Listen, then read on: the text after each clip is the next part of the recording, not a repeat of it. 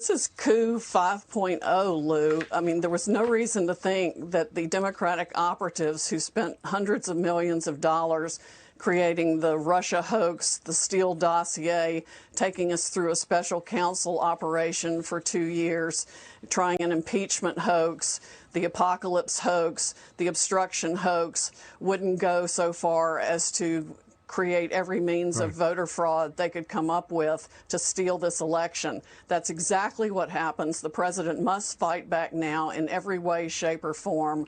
We cannot let this republic be stolen by the Democratic operatives who want to destroy the republic and make it a socialist country where they continue to line their pockets with these backdoor global deals like the Biden laptop from hell exposes.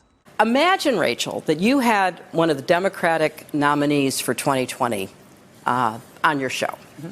And that person said, you know, the only other adversary of ours who's anywhere near as good as the Russians is China. So why should Russia have all the fun? And since Russia is clearly backing Republicans, why don't we ask China to back us? I hereby tonight ask China. That's right. And not only that, China, if you're listening, why don't you get Trump's tax returns? I'm sure our media would richly reward you.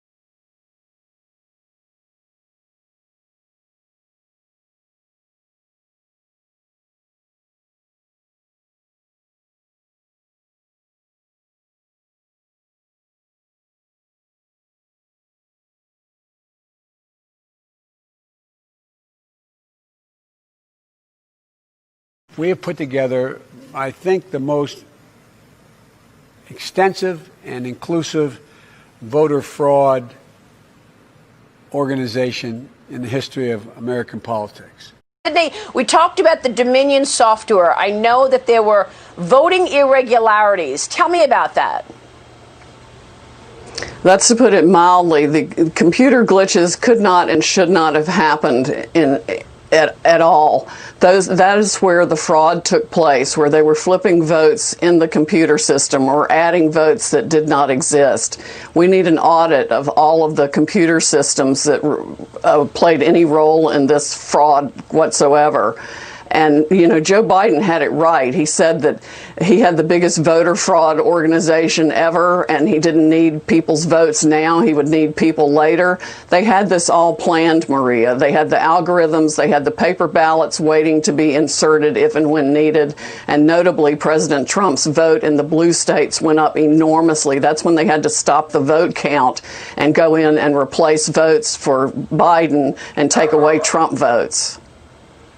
I've never seen voting machines stop in the middle of an election, stop down and assess the situation. I also see reports that Nancy Pelosi's longtime chief of staff is a key executive at that company. Richard Blum, Senator Feinstein's husband, significant shareholder of the company. For example, you brought a pile of them with you tonight. That's right. I did, Sean. We keep hearing the drumbeat of where is the evidence? Right here, Sean. 234 pages of sworn affidavits. These are real people, real allegation, signed with notaries who are alleging the following, among other contentions. They are alleging, this is one county, Wayne County, Michigan. They are saying that there was a batch of ballots where 60% had the same signature. They are saying that 35 ballots had no voter record, but they were counted anyway, that 50 ballots were run multiple times through a tabulation machine, that one woman said her son was deceased, but nevertheless somehow voted. These are one of many, many allegations in one county, in a county no less, where our poll watchers were in many cases threatened with racial harassment. They were pushed out of the way, and Democrat challengers were handing out documents how to distract GOP challengers. These are real, and anyone who cares about transparency and the integrity of the system should want this to pursue to the discovery phase. You know, I would imagine, Ronna McDaniel, if this was the Democrats and the margins were this thin, and you had this many people, you know, a sworn affidavit. Well, you do that, are you going to get 240 people willing to risk the charge of perjury to sign an affidavit and say that I saw something I didn't see? That's a stretch for me. Then you add to that the voting laws about partisan observers can be there for the entire vote count. And we know in many states that didn't happen. I'm trying to wrap my head around how do you remedy this to the point where anybody is going to believe any results that this has any integrity or that people can have confidence in. And then you compare it to states like Florida and Ohio, two swing states. You got to call those races, you know, 8:30 or 9 in Florida, for example.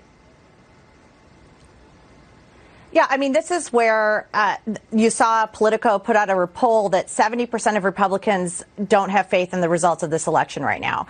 And this is why. It's been rigged from the beginning, rigged from the laws that were being passed in the name of COVID to create a porous election, rigged in the sense that they kicked Republicans out of poll watching and observing. Why do you do that if you have nothing to hide? And now you have a media that's rigging it again by saying, we're not going to even listen to these stories. We're not even going to validate the 11,000 incident reports that we have, the 500 affidavits we have across these states, people testifying under oath how they were disenfranchised from this problem. That's the problem. And the other thing is, it is stealing. When you validate a vote that shouldn't be in, you are stealing from a voter that voted legally. So when you see these people in Detroit saying, we saw batches of votes that were invalidated, they had the wrong name, they didn't live there, they weren't a resident, they were deceased, and then you put them back in the pile of valid votes, which is what some of these affidavits maintain, that is stealing. You are stealing from people who are voting legally. And the media, right now, by refusing to report on this, is stealing our faith in the election process. Tell the story. Talk about the people who are being disenfranchised. People across this country deserve to have election integrity, faith in our election system, and believe that there is election integrity. And that's why the RNC is going to pursue this to the very end. We can never let this happen again. You said 11,000 incident reports. Explain that. 11,000. So 11,000 people have come forward and said, or incidents of they were at a poll site and these things. So we vet them. We get statements from them, and then we put it in front of the attorneys, and then we get affidavits. It is a long process. And remember, just as Ryan said, the canvasses aren't even done right now. So during the canvass process in Detroit alone, we are coming across absentee ballots that were cast that have no address, that don't correlate with a precinct. So these are things that we're discovering the more we go. We don't even have all the information. The data teams haven't been able to go in and analyze the software. That's why these subpoenas are so important. So it is a long process, and people need to be patient. And the media keeps saying, where's the evidence? Where's the evidence? Because they're not giving us time to show it. But even the evidence we're putting forward, they're deciding, oh, we're not going to report it, or we're going to break away from press conferences. And we don't want to hear from these 500 people who have signed affidavits talking about what they saw with this election.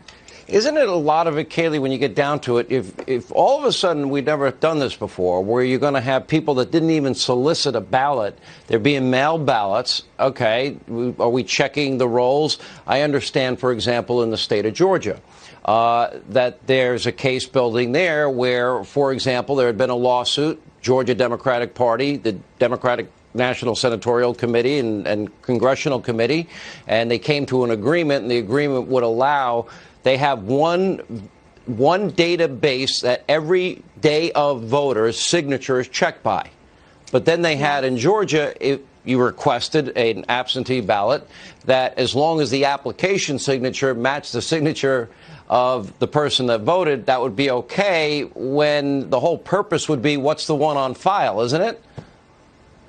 Yeah, it's exactly right. And then you have states like Pennsylvania where they just threw away signature verification altogether. These are key methods we use to make sure the people voting are actually the people who are deserving of the enfranchisement of that ballot. Here in Michigan, again, one county, 234 pages of affidavits. In this case, there are multiple eyewitnesses who said we went to the poll books to go find the voter. We observed them go to the poll books, not find the voter, and enter in a new entry with the birth date of January 1st, 1900. Tell me how that works. Integrity in the system. That's a very happy old matters. person.